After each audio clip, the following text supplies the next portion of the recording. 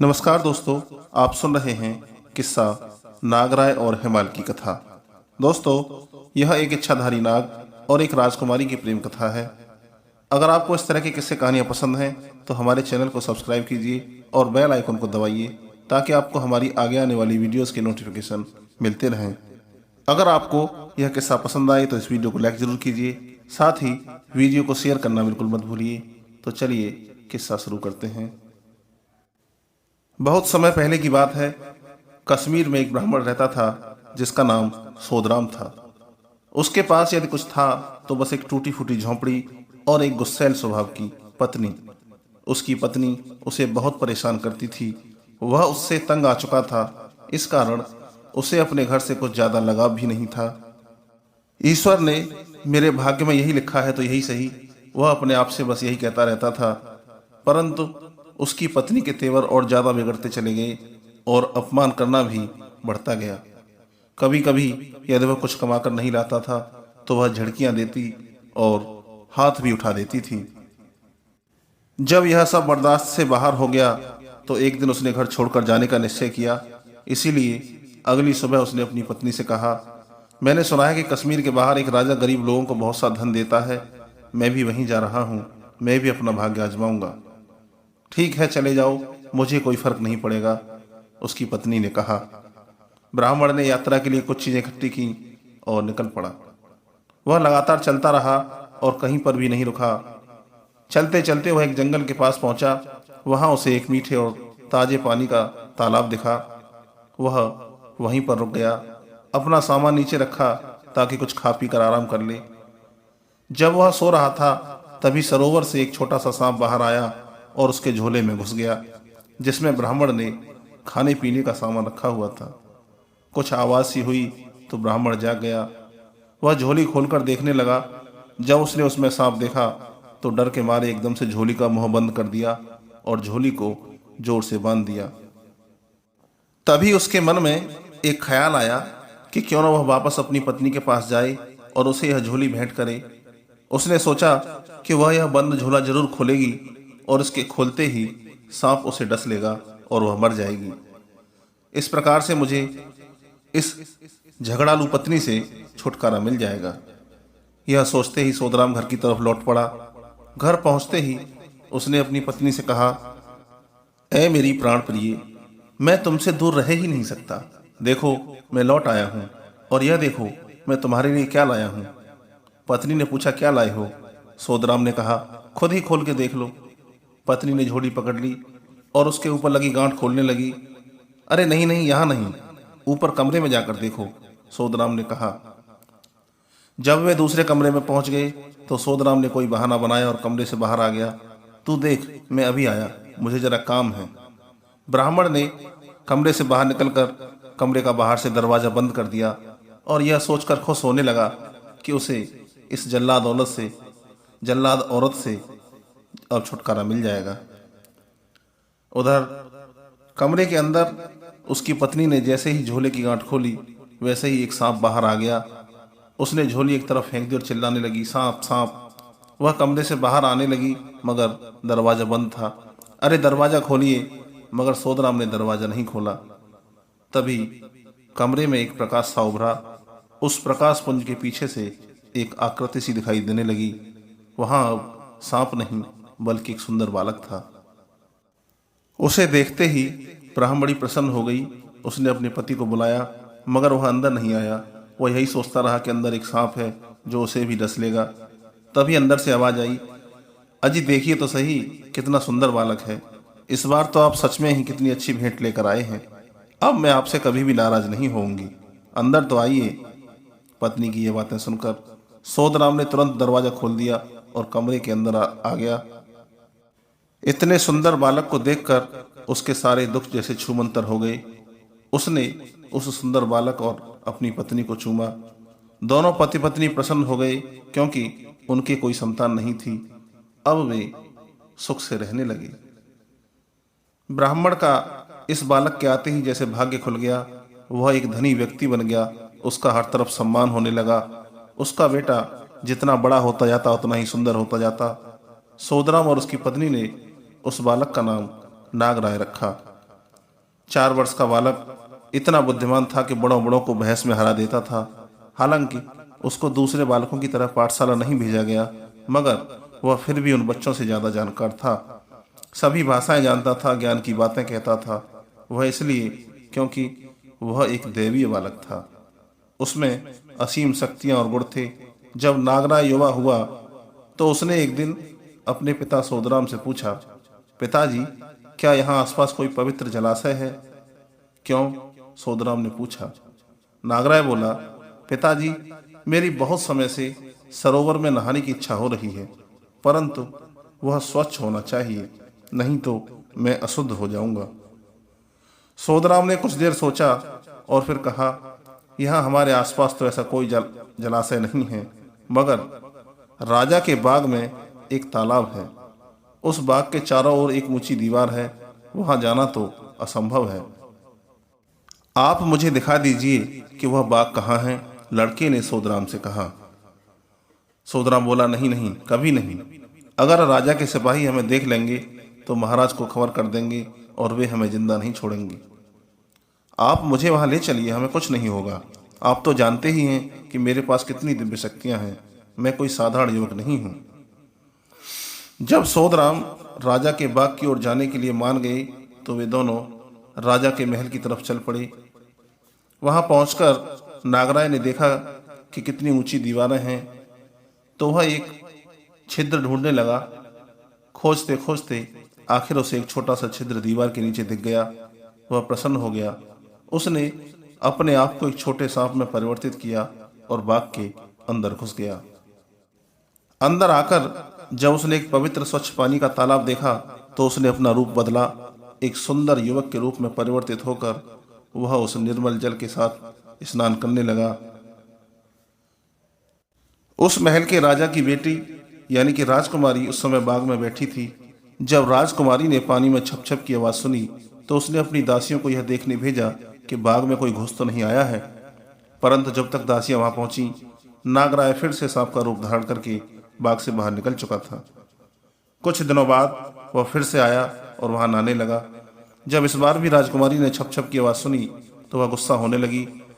राजकुमारी हिमाल ने अपनी दासियों से कहा, कौन है यह जो मेरे बाग में आकर मेरे ही ताल में नहाने की हिम्मत कर रहा है? देख कर आओ और जो भी हो उसे पकड़ कर ले आओ। दासियां गईं, मगर इस बार भी वे नागराय को नहीं देख पाईं क्योंकि वह निकल चुका था। तीसरी बार जब नागराय आया तो राजकुमारी हिवान वहीं ताल के आसपास थी। जब उसने एक अति सुंदर युवक को ताल में नहाते देखा तो वह बस देखती ही रह गई। ऐसी सुंदरता तो साधारण मनुष्यों में होती ही नहीं है। कौन हो सकता है, वह सोचने लगी। इतना सुंदर युवक उसने पहले कभी नहीं देखा था। जब युवक ने अपने आप को एक सांप में परिवर्तित किया और वहां से चलने लगा तो हिमाल ने अपनी एक दासी को कहा कि वह जाकर इसका पीछा करे और देखे कि यह कहां तक जाता है। जब कुछ देर बाद दासी लौटी तो उसने राजकुमारी से कहा कि बाहर निकलते ही उस सर्प ने वापस युवक का रूप धारण किया और वह ब्राह्मण सोदराम के घर में गया। लगता है कि यह उसी ब्राह्मण का बेटा है या फिर उसी ब्राह्मण के यहाँ रहता है। राजकुमारी हिमाल अपनी माँ के पास गई और कहने लगी कि मुझे नागराय के साथ विवाह करने की अनुमति दी जाए, क्योंकि मुझे उस युवक से प्रेम हो गया है। उस जैसे रूपवान युवक के अलावा वह किसी और से विवाह नहीं करेगी। रानी ने यह बात राजा को बताई। राजा अपनी बेटी के पास गए और बोले, मेरी प्रिय पुत्री, तुम जिस भी राजकुमार के साथ विवाह करना चाहो करो। मैं सभी अच्छे से अच्छे राजकुमारों को यहाँ बुलाऊंगा। तुम जिसको भी चुनोगी उसे तुम्हारा पति स्वीकार करूंगा। राजकुमारी बोली, नहीं पिताजी, मैंने इस ब्राह्मण के बेटे को देखा है। उसके रूप और गुणों के समान और कोई हो ही नहीं सकता। राजा बोला, तुम्हें मालूम भी है कि तुम क्या कह रही हो? वह ब्राह्मण सोदराम एक साधारण सा व्यक्ति है। मैं कैसे उसके साथ अपनी बेटी के रिश्ते के लिए उसके बेटे का हाथ मांगूंगा? कहाँ मैं और कहाँ वह? क्या कभी धरती और आकाश मिल सकते हैं? मैं तुम्हारे लिए दुनिया का सबसे सुंदर राजकुमार ढूंढ कर लाऊंगा। नहीं पिताजी, नहीं। इससे क्या फर्क पड़ता है कि वह गरीब है या अमीर? मैंने सोदराम के बेटे को ही अपना पति माना है। मैं अब किसी और को स्वीकार ही नहीं कर सकती। मुझे विवाह भी उसी से करना चाहिए जिससे मैंने प्रेम किया है। राजा कुछ दिनों तक सोचते रहे और आखिर में उन्होंने अपनी बेटी की प्रसन्नता को ध्यान में रखते हुए सोदराम ब्राह्मण को बुलवाने की आज्ञा दी। जब सोदराम ने राजा की आज्ञा सुनी तो चिंता में पड़ गया। वह सोचने लगा, क्यों बुलाया होगा? क्या उनको पता चल गया है कि मेरा बेटा राजकुमारी के बाग में जाता है? क्या उनको यह तो नहीं पूछना कि मैं एक साधारण सा ब्राह्मण था, फिर मैं अचानक धनवान कैसे हो गया? या कोई और बात है? वह सारी रात सो नहीं सका। सुबह होते ही सोदराम ब्राह्मण जब राजा के सामने पहुंचा तो राजा उसे देखकर सोचने लगा, क्या इसी के बेटे के साथ मुझे अपनी बेटी का विवाह करना होगा? दूसरे राजा क्या कहेंगे, मेरे मंत्री क्या कहेंगे? परंतु फिर उसने हिमाल की बातों को ध्यान किया तो निश्चय किया कि अपनी बेटी की खुशी के लिए इससे बात करना आवश्यक है। उन्होंने कहा, ब्राह्मण महाराज, मैंने सुना है कि आपका बेटा गुणवान और रूपवान भी है। क्या आप उसे मेरी बेटी के साथ विवाह के लिए अनुमति देंगे? सोदराम हाथ जोड़कर बोला, महाराज, आप महान, अति बुद्धिमान और ज्ञानी हैं, प्रजा के पालक हैं। मैं आपकी आज्ञाकारी प्रजा हूं। आपने जो भी फैसला किया है उसमें अवश्य ही हम सब का हित होगा। राजा और प्रजा सुखी रहें, मेरे लिए इससे अधिक शुभ क्या हो सकता है? तो ठीक है, हम राज्य ज्योतिषी से विवाह का मुहूर्त निकलवाते हैं। राजा के महल से निकलकर सोदराम घर की ओर चल पड़ा, मगर वह प्रसन्न था और दुखी भी। प्रसन्न इसलिए कि उसके बेटे का विवाह राजकुमारी के साथ होने जा रहा था, और दुखी इसलिए कि इतनी बड़ी शादी का खर्चा वह कैसे उठा पाएगा।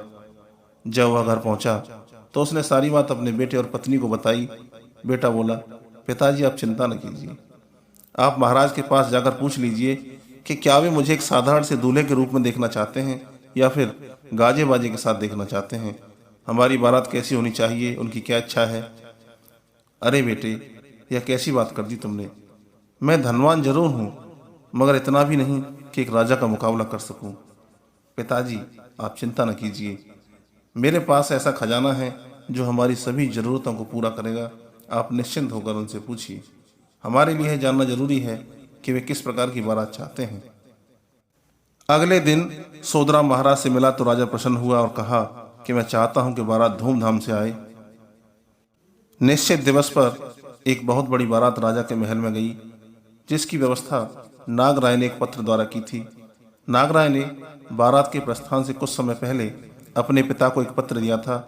सोदराम वह पत्र लेकर एक ताल के पास गए थे और पत्र को ताल में फेंका तो वहां से तुरही और ढोल आदि की आवाजें सुनाई दी।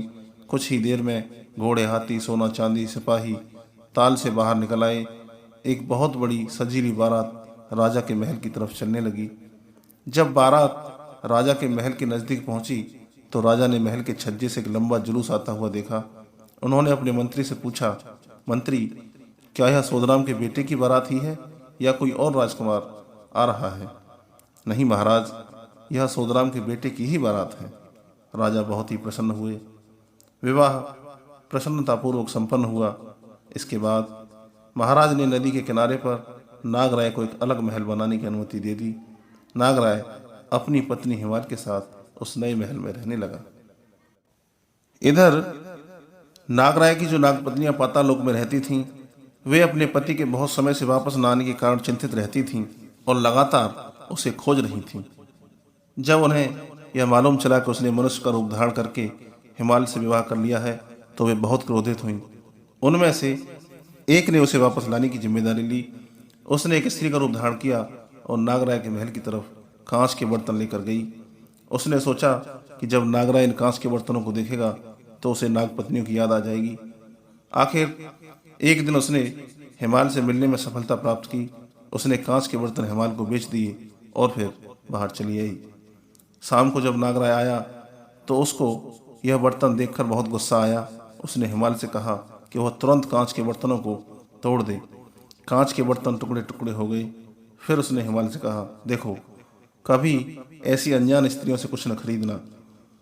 जब पहली नागिन की चाल विफल हो गई तो दूसरी ने एक फूहड़ स्त्री का रूप धारण किया और हिमाल के पास चली आई। उस फूहड़ स्त्री ने हिमाल से कहा, ए राजकुमारी, मेरा पति नागराय मुझे छोड़कर चला गया है, कृपया मेरी सहायता करो। यह सुनकर हिमाल ने उससे पूछा, क्या नागराय ने तुमसे शादी की है? हाँ राजकुमारी, फूहड़ स्त्री ने उत्तर दिया। मुझे मेरा पति लौटा दीजिए राजकुमारी। आपका क्या है? आपके लिए तो कई राजकुमार आएंगे राजकुमारी जी, और अगर आपको मेरी बात पर यकीन नहीं है तो आप उसकी परीक्षा ले लीजिए। परीक्षा? कैसी परीक्षा? राजकुमारी ने पूछा। राजकुमारी, आप उसे पानी में उतरने को कहिए। यदि वह डूब गया तो वह मेरा पति है, और यदि नहीं डूबा तो वह आपका पति हुआ। यह कहकर वह चली गई। जब शाम को नागराय महल में आया तो हिमाल ने सारी कथा सुना दी।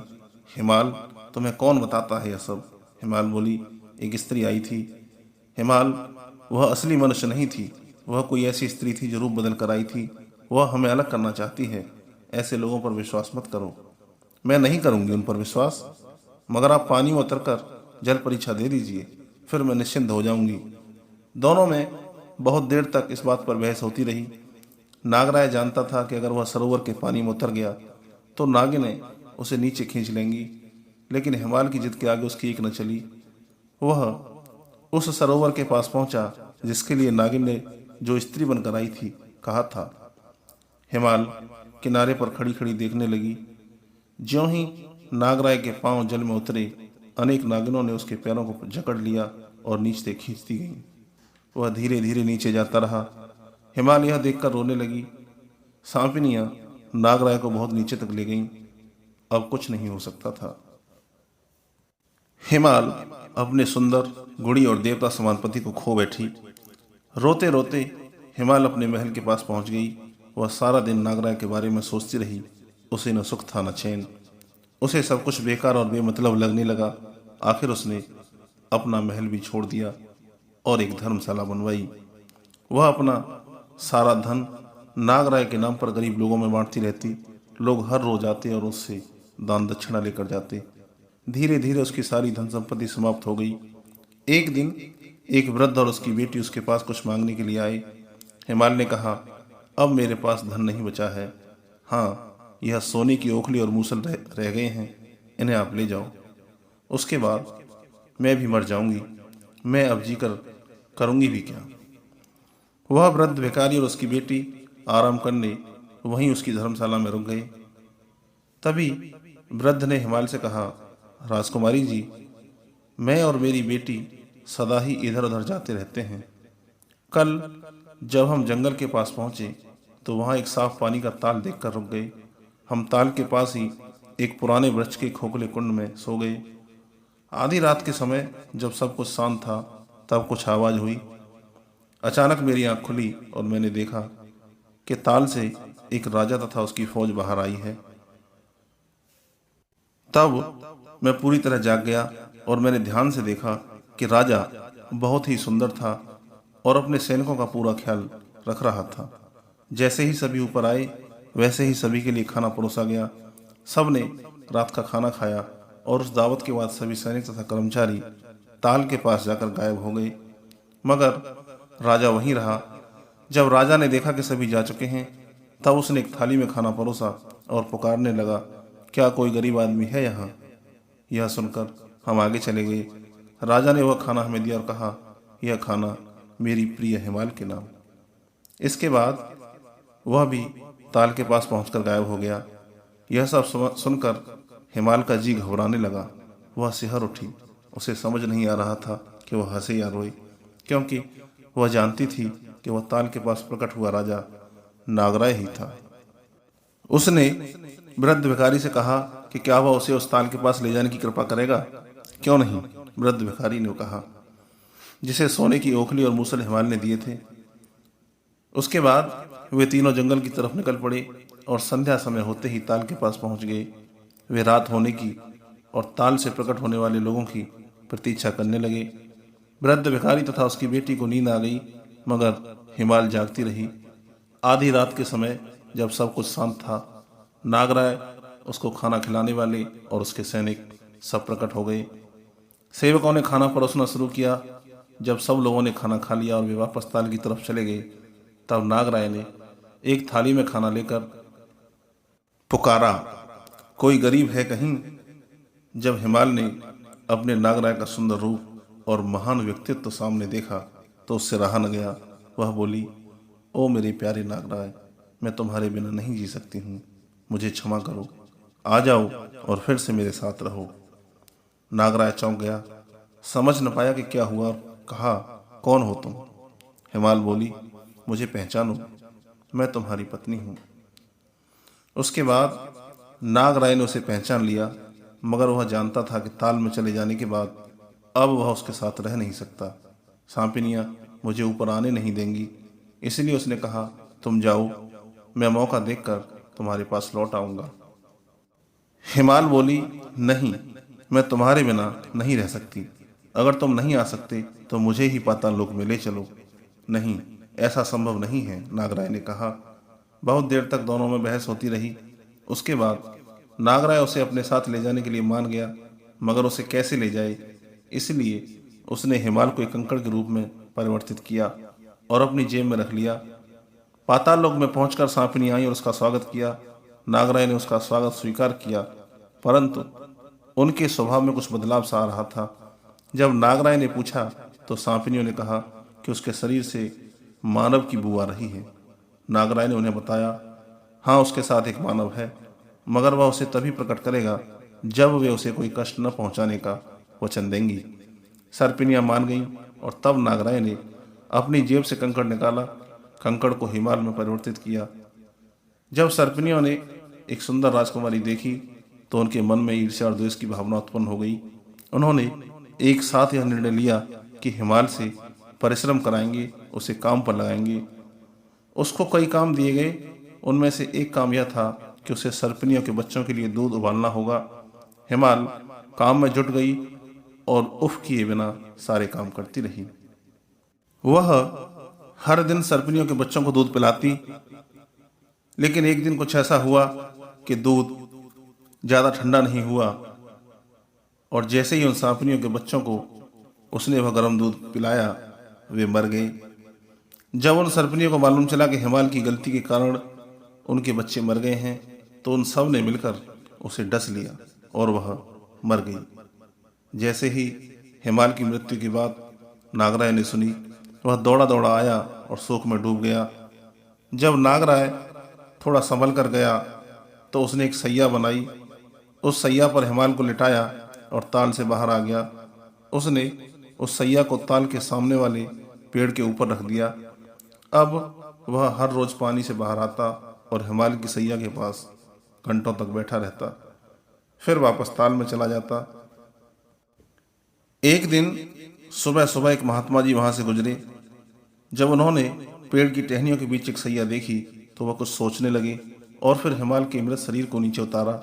इतनी सुंदर और छोटी उम्र की स्त्री को किसने मारा है, यह बात महात्मा जी समझ गए। महात्मा जी ने नारायण से प्रार्थना की। उन्होंने प्रभु से कहा कि हे ईश्वर, इस निर्दोष स्त्री को फिर से जीवित करो। उनकी प्रार्थना स्वीकार हुई और हिमाल पुनः जीवित हो गई। महात्मा प्रसन्न हुए और उन्होंने हिमाल से कहा, चलो बेटी, तुम मेरे साथ चलो, मेरे परिवार में रहो। महात्मा जी और हिमाल दूसरे गांव की ओर चले गए। जब अगले दिन नागराय पेड़ पर रखी अपनी हिमाल को देखने आया तो उसे वहां न पाकर बहुत दुखी हुआ। वह सोचने लगा, क्या कोई हिमाल का शव ले गया है या फिर वह जीवित होकर चली गई है। वह उसे वन में ढूंढने के लिए निकल पड़ा, मगर हिमाल का कहीं पता नहीं चला। ढूंढते ढूंढते वह दूसरे गांव में पहुंचा और आखिर में वह महात्मा जी के घर तक पहुंच गया। जब वहां उसने हिमाल को सोते हुए पाया तो उसने अपना रूप बदला। एक सांप में परिवर्तित होकर वह हिमाल के बिस्तर के पास कुंडली मारकर बैठ गया और पुराने दिनों की याद में खो गया। थोड़ी ही देर बाद जब महात्मा का एक शिष्य वहां आया और उसने हिमाल के पास एक सांप को बैठे देखा तो उसने सोचा, कहीं यह इस स्त्री को डस न ले। उसने एकदम से एक तलवार उठाई और सांप के टुकड़े टुकड़े कर दिए।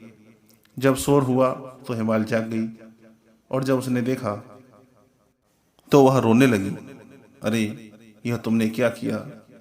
तुमने मेरे पति को ही मार दिया, मेरे नागराय की हत्या क्यों कर दी? हिमाल विलाप करते करते बेहोश हो गई। उसके बाद उसी दिन दोपहर को चंदन की लकड़ियों की चिता बनाई गई और मृत नागराय को उस पर रखा गया। उसी समय हिमाल भी उस जलती हुई चिता पर चढ़ गई। मैं अब जीकर क्या करूंगी, मैं भी इसी के साथ जल मरूंगी। और इस तरह दोनों भस्म हो गए। महात्मा जी यह सब देखकर बहुत ही दुखी हुए। वह चैन से सो न सके, रात भर जागते रहे। अगले दिन सुबह सुबह उस स्थान पर गए जहां हिमाल और नागराय को जलाया गया था। उन्होंने चिता के पास जाकर ठंडी राख उठाई और उस राख को लेकर एक पेड़ के नीचे बैठकर पश्चाताप करने लगे। दिन भर रोते रहे। जिस पेड़ के नीचे वह वृद्ध महात्मा बैठे थे, उस पेड़ पर भाग्यवश शिव और पार्वती दो पक्षियों के रूप में बैठे हुए थे। उन्होंने जब वृद्ध पुरुष का रोना सुना तो शिव जी ने पार्वती से कहा, देखो तो कितने कष्ट में है यह भला आदमी। इसे मालूम है कि चिता से प्राप्त इस भस्म में कितनी शक्ति है। अगर यह इस भस्म को किसी जलाशय में डालेगा तो ये दोनों फिर से जीवित हो उठेंगे। वृद्ध पुरुष ने जब यह बात सुनी तो उन्होंने चिता की राख को एक सरोवर में डाल दिया। जैसे ही भस्म पानी में गिरी, वैसे ही नागराय और हिमाल फिर से जीवित हो उठे, पहले से भी ज्यादा सुंदर। इसके बाद उन्होंने वहीं आसपास एक छोटा सा घर बनाया और उसमें रहने लगे। वृद्ध पुरुष जो महात्मा पुरुष थे, वह भी उनके साथ रहने लगे। वह उनके पिता के समान घर में रहने लगे और उन दोनों ने भी उसकी खूब सेवा की। उसके कारण ही उनको नया जन्म मिला था। वे उन महात्मा की सभी जरूरतों का पूरा ध्यान रखते थे। एक दिन वह वृद्ध महात्मा उन्हें आशीर्वाद देते देते स्वर्ग से धार गए। उसके बाद भी उन वृद्ध महात्मा के आशीर्वाद के कारण वे दोनों उसी छोटे से घर में सुखी जीवन बिताते रहे। दोस्तों, अगर आपको हमारी यह कथा पसंद आई हो तो इस वीडियो को लाइक कीजिए, ज़्यादा से ज़्यादा शेयर कीजिए। और अगर आपने अभी तक हमारे चैनल को सब्सक्राइब नहीं किया है तो हमारे चैनल को सब्सक्राइब जरूर कीजिए, ताकि आपको हमारे किस्से कहानियां सुनने को मिलते रहें। मिलते हैं अगले वीडियो में, तब तक के लिए नमस्कार। अपना ख्याल रखिए।